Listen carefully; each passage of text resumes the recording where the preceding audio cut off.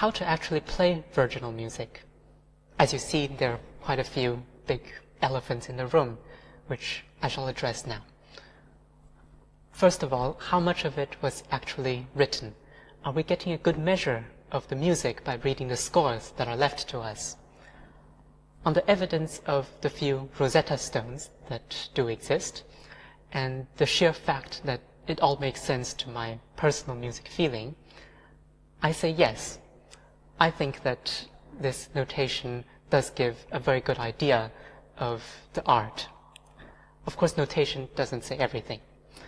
It never has done. The virginalists, for one, did not use words to say how to play their music. But think about it this way. A text is generally not provided with instructions on how to recite it. You choose how to say it by thinking how to get the message across the way you want. Does there have to be more to it than this in music? The second elephant in the room is tuning. I've seen people attribute great mysterious power to tuning systems like equal temperament, non-equal temperament, mean tone, and so on. I've heard people say that for old music, if you play it in mean tone, for instance, then all the important chords are magically in tune, and that you lose that when you play with modern tuning. The truth of the matter is that if you want your music to have more than about 3 chords, it just doesn't work that way. Well, let's start with the basics.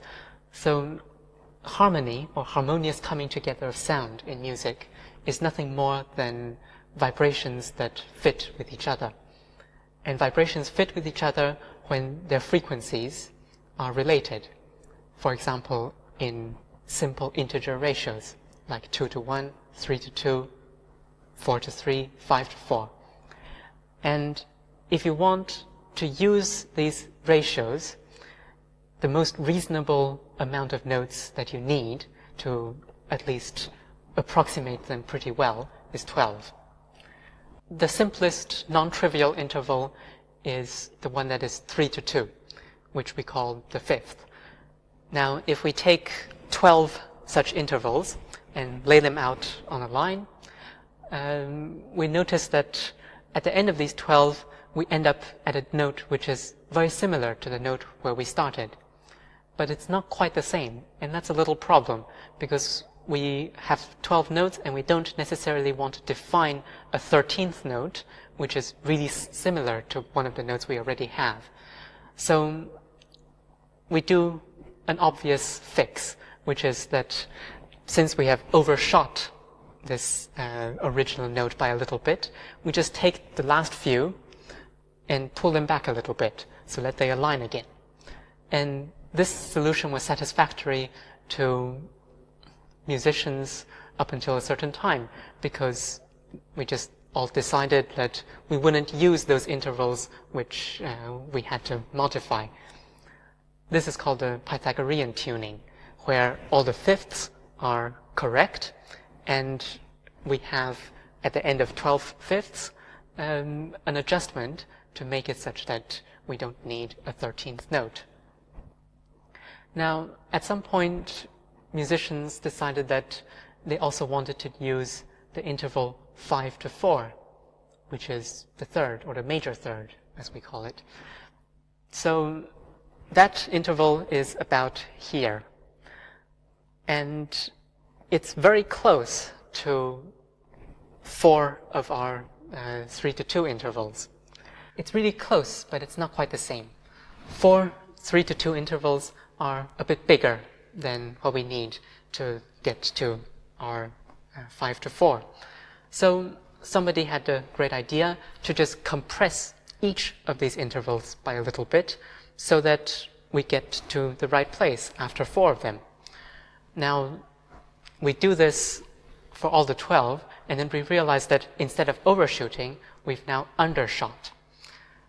So what we need to do is we need to take the last few of them and push them over.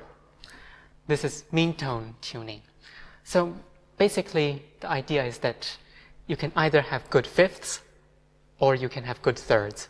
You can't have both. And The only way that you can have both is if you say, well, I'll have a good fifth, another good fifth, maybe yet another one, and the fourth one, I'm just going to have a really narrow one so that the four of them together make a good third. And I'm just going to not use those notes that make up this bad fifth. And that doesn't work if you want your music to have more than something like 3 chords. And it doesn't work for the music of Bird and Bull. It has thirds and fifths at the same time, so that means a compromise. Pythagorean is here, it's all for the fifths. The mean tone I was talking about is quarter comma mean tone because we spread out our adjustment over 4 steps, each of them being a quarter of it, and that's for good thirds and bad fifths. Equal temperament is about here. There's third comma mean tone, which gets the 6:5 ratio right, or minor third. You can mix and match too. A modern Bird recording claims to have used 4 of these and 7 of those.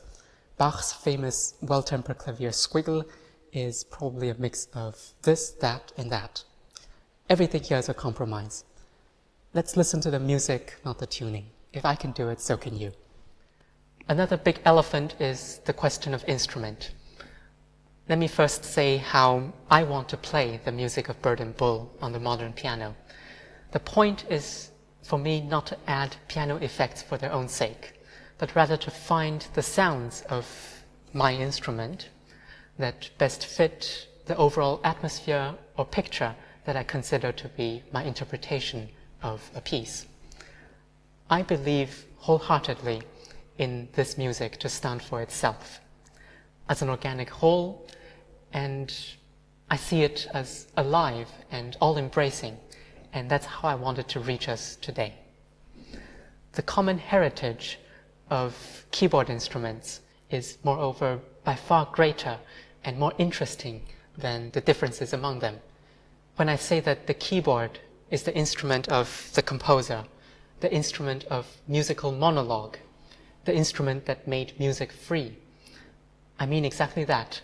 It has nothing to do with the particularities of organ, harpsichord, or piano. Still, we will all say, I prefer to listen to this music on this instrument, that music on that instrument. As I see it, in today's world, it is only worth considering the positive impact of any music being made. Historically, one has spoken of wrong or bad music corrupting the senses, or worse, and thus calling for censure. Today there is no power in the world that can do such a thing. Arguing about taste has become truly pointless, in that there is nothing that one can hope to accomplish thereby. If you do not like something or do not wish to like it, then just avoid it. The only actually useful, constructive thing to do is to stand for the things that one does like. And that is what I want to do. I'll say honestly that I like this music, the way I see it and the way I hear it. And it is that which drives me to find out more about it, to do in it what makes sense to me, and to enjoy the results thereof, adapting my views whenever I see or understand something new. I invite you to come to my place on this journey and to join me on this adventure.